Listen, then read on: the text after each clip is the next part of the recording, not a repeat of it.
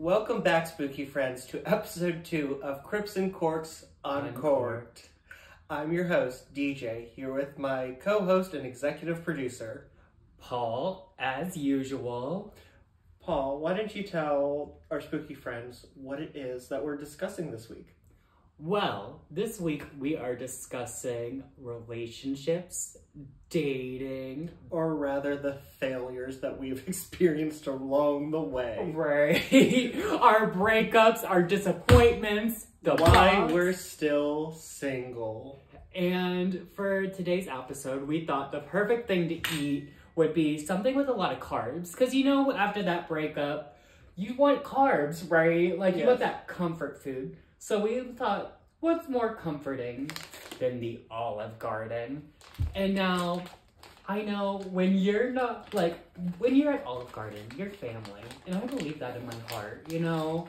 I love the Olive Garden so much. And to all of you Olive Garden haters, shut the fuck up. I mean, I'll blurb out the F word this time. But next time, on God's internet, I'm using the F word. And that's how strong I feel about the Olive Garden, okay? These breadsticks, they are God. They're godly breadsticks, exactly. Oh, you gotta do the Tammy tap. Right. I shouldn't have been popular breadstick. Oh my God. So good. Like, how can you say you hate this? Olive Garden is so good. Like, I know they say it's Italian Denny's, but damn. It really is kind of like Italian Denny's. I mean, yes, but also But you can get a beverage. That's true. I mean, we didn't get beverages this time. This time, we got our good old White Claw Surge. Let's give it a good old pop. You know, we gotta get a... My crack is better than your crack. Now, I like to sip my White Claw with a metal straw, because I think it makes it colder and it tastes better. Ooh, it got me. That's what you get. Oh, cheers. Cheers! Sorry. Now, see, we're not weak. We are one of God's chosen people, so we got White Claw Surges. We can handle the extra alcohol, so if you're sipping regular White Claw, you need to get on our level, okay? You're gonna have to wake up. See, training for this, what you're gonna do, you're gonna wake up before work, chug 2 White Claws before work. And that's a minimum, okay? And that's gonna prepare you for the surge, all right? So 2 White Claws before work and then 4 when you get home, okay? We really want to get you prepared. So that way, one of these is going to feel like nothing, okay? For the record, I do not advocate for this. That's called alcoholism. Alcoholism, schmalcoholism, you know, what terms, what? It's all just terms. That's all about defining the relationship. Now, what did you get from the Olive Garden? I got the chicken and shrimp carbonara. Oh, girl. It looks good. I got the classic tour of Italy. Get up in the gig. I love how you tap at the side of it. Sounds like the ocean. So, DJ, what's your relationship status? I think we all know what it is. Anyone who knows me, I think they can guess that I'm single. If you've listened to one episode of the podcast, you know both of us are terminally single. And it's not... We're gonna die from being single. Right, exactly. So if someone wants to sacrifice their son, we're here, you know? Looking for a donation. I feel like when you paused, like when I asked that, you got like Thanksgiving flashbacks when your relatives are like, so DJ, when are you gonna bring someone home? I got flashbacks of, so my parents were divorced, so you would split up holidays. Mm-hmm. And my birthday's the day after Christmas, and the way it got split up was that my mother got me Christmas Eve and Christmas morning. My father got me Christmas evening. Mm-hmm. And the morning of my birthday, and then I'd be home in time for dinner with my mother. Mm-hmm. And and it was like when I was turning 20, mm-hmm. and like went to bed Christmas Eve, and my grandmother was like, "Good night, love you," blah blah blah. I come down the next morning. She doesn't even say happy birthday to me. She just looks me up and down, and she goes, "You're getting a little long in the tooth to not be married, aren't you?" What does that mean? A little long in the tooth? Old. Your family has all these crazy sayings I've never heard of in my life. I guess it's just, I don't know. Girl. We're just worldly and sophisticated and old. Right. Old. But I guess there's nothing wrong with being single, especially in today's day and age. It's so hard to date. Dating is impossible, and it's also super scary because you always run the risk of getting ghosted, right? Anyone can ghost you at any time. I mean, there's a whole movie about it. Gone Girl? They were married and she ghosted him. I don't think that's a good example. I know. It's just like, whenever I'm dating someone and I start to really like them, that fear is always in the back of my mind. Like, oh, they can stop talking to me for any time, for any reason, right? And that's just, it's so scary. And it does happen too. Like, we talked about it. You ghosted me. I did ghost you. So a little background lore on that. DJ and I, how we met on Grindr. And then we went on one date. And then I did ghost him. And then... After saying you were really looking forward to a second date. I did do that, yeah. I did. He bold-faced lied to my face. I did. And now we're best friends. Right. See, so I have no room to talk, honestly. I'm a ghoster too. Everyone's done it once in their life. Paul and I were talking about this the other day. I think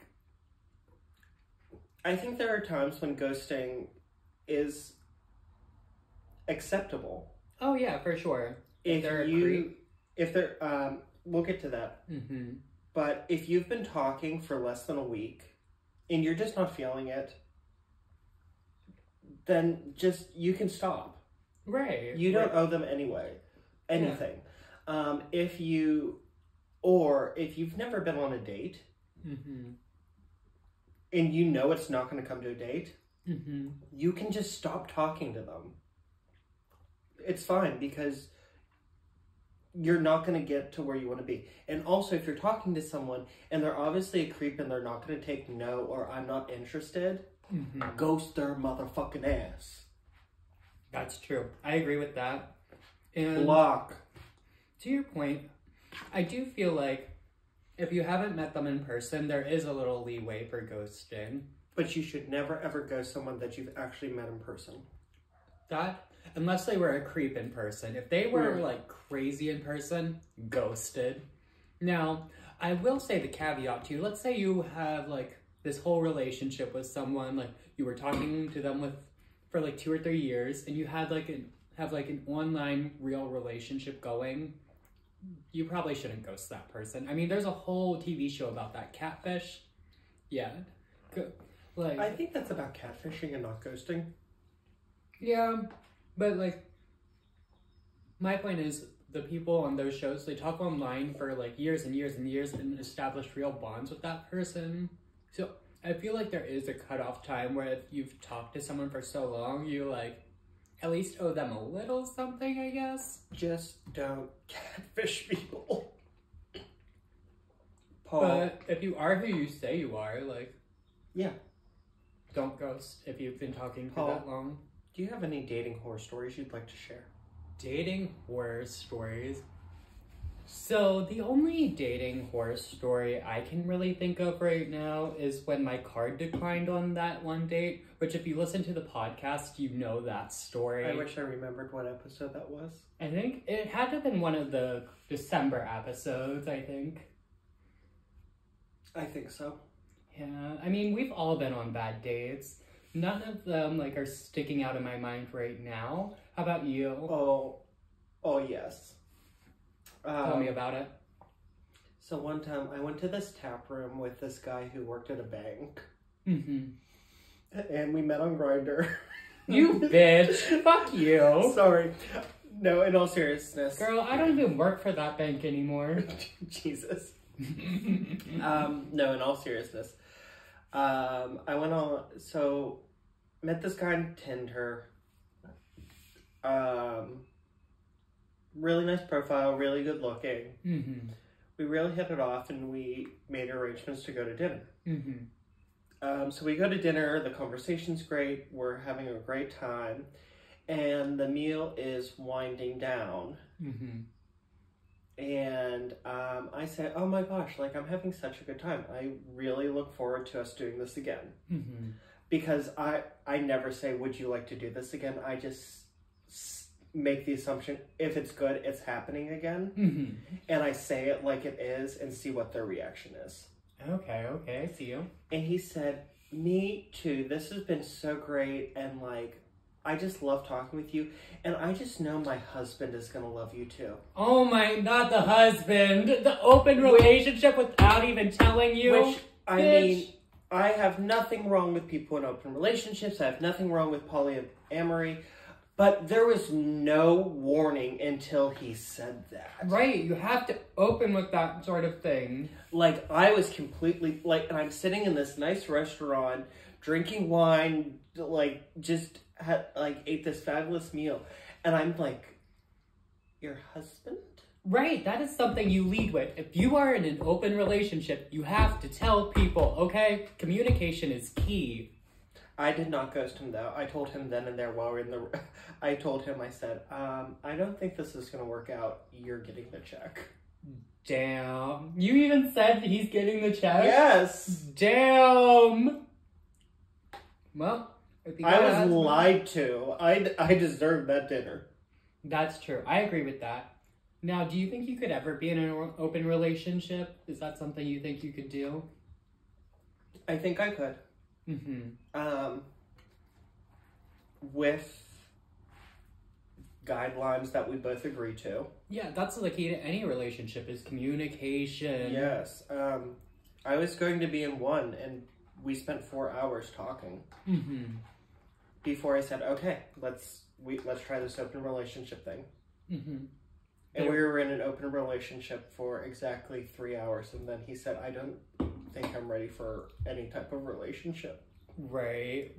And I feel like, especially like being in the gay community, being in an open relationship is so much more common. Like, I feel like everyone is in an open relationship, and I think I could be in one. It would require communication and stuff. Mom, if you heard that, I'm sorry. But I think I could, like, do it if, like, okay, terms were there. I'm okay with a open relationship, a physical open relationship, where it's simply physical relations. I don't think I could be in an open relationship like, yeah, you can go on dates with other people. See, I could, and this is the first time I'm ever saying this on the internet. I could be polyamorous. I could be in a polyamorous relationship where, like, we date other people while dating each other. Like, because I feel like my theory is people are capable of loving more than one person and having love for more than one person. I mean, there's so many people out there. I think it's a little wild to think, like, oh, you only have love for just this one person. Yeah, you might have a good love with that one person and a really intense love for that one person, but I don't think it's out of the realm of the possibility that you can have romantic feelings for more than one relationship. And sometimes I think people who could be open to things like that, jealousy really clouds that. Now, I'm a jealous bitch. I guess we have to title this video now, Paul Comes Out as Polly online. Paul comes out. Paul comes out as polyamorous on... Uncorked episode 2. Paul comes out. Oh my gosh, that's crazy. It's fine, you I didn't even play I was just listening back to, Girl. Jersey Devil. Yeah. And you forced me to come out of the closet as a horse girl? Oh no! Not a horse girl. Yes. Yes. Because I looked you dead in the eyes and went, nah. That was such a good moment. That was a brilliant episode. And I think now our entire Lizzie Borden. Yeah, once this comes out, all of Lizzie Borden will be out. And we have our very special guest coming out next with Tristan Grimm, who has worked with very famous actors such as Jamie Lee Curtis. She's worked on very famous sets such as Fear the Walking Dead, and Halloween Ends. So if you haven't seen that episode yet, it's not going to be out when this one drops, but let's be sure to listen to that episode. It'll be coming up next. Yep, it'll be episode number 27. Yes. Yes, but back to polyamory. Shout out all you polyamorous people. We admire you. And also, polyamory is not for everyone. Not everyone could do it. It takes it's not for everyone, and that's okay. Yeah, I can barely handle myself. I don't know how I can handle 2 other people. Right.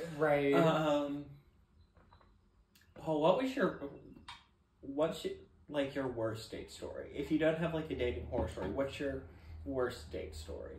Oh, geez. Okay.